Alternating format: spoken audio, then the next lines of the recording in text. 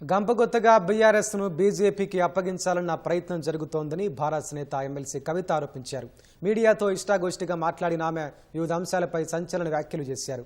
బీజేపీలో బీఆర్ఎస్ విలీనం కాకుండా స్వతంత్రంగా ఉండాలన్నదే తన అభిమతమన్న కవిత లీకు వీరులను ఎండగట్టమంటే గ్రీకు వీరుల్లా తనపై ప్రతాపం చూపుతున్నారని ఆవేదన వ్యక్తం చేశారు. పార్టీ అనుసరిస్తున్న తీరు, తనకు జరుగుతున్న అన్యాయంపై ఇటీవలే కేసీఆర్కు లేఖ రాసిన ఆయన తనయ కవిత మరోమారు సంచలన వ్యాఖ్యలు చేశారు.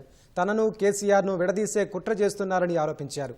తాను ఎవరి నాయకత్వం కింద పనిచేయనన్న కవిత కేసీఆర్ మాత్రమే తనకు నాయకుడని స్పష్టం చేశారు. లీకు వీరులను ఎండగట్టమంటే గ్రీకు వీరుల్లా తనపై ప్రతాపం చూపుతున్నారని ఆవేదన వ్యక్తం చేశారు. తనపై దుష్ప్రచారం చేస్తున్న పార్టీ స్పందించలేదన్న కవిత దేశం వెలుపల ఐటీ సెల్లు పెట్టి తనపై పోరాడతామంటే ఎలా అని ప్రశ్నించారు. దొంగల్ని పట్టుకోమంటే చేతగాక తనపై ప్రతాపం చూపితే ఎలా అని అన్నారు. తనకు నీతులు చెబుతూ కోవటులున్నారని అంటే ఎలా అని అన్నారు. తాను అంతర్గతంగా ఇచ్చిన ఫీడ్బ్యాక్ ఎలా లీక్ అయిందని మరోమారు ప్రశ్నించిన కవిత కట్టడి చేయమంటే పెయిడ్ సోషల్ మీడియాలో విమర్శిస్తున్నారని ఆవేదన వ్యక్తం చేస్తున్నారు. ఇంటి ఆడబిడ్డ గురించి ఎలా పడితే అలా మాట్లాడిస్తే అది మర్యాదేనా అని ప్రశ్నించారు.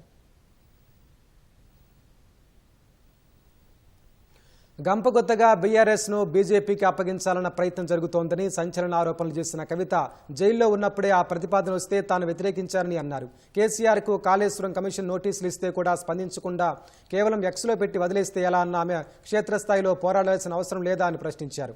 లిక్కర్ కేసు వచ్చినప్పుడు రాజీనామా చేస్తా అంటే కేసీఆర్ వద్దని వారించారన్న ఆమె ఎంపీగా పార్టీలోనే కుట్రపూరితంగా ఓడించారని ఆరోపించారు. తాను పదవుల కోసం ఏనాడు పాకులాడలేదన్న కవిత కడుపులో బిడ్డను పెట్టుకుని ఉద్యమంలో సైనికురాలిగా పనిచేశారని అన్నారు.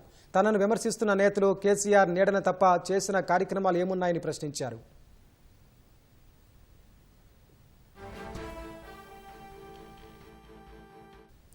తనను కేసీఆర్ను విడదీసే కుట్ర చేస్తున్నారన్న కవిత నా తండ్రిని, నా కుటుంబాన్ని వదిలి తాను ఎందుకు వెళ్తానని అన్నారు.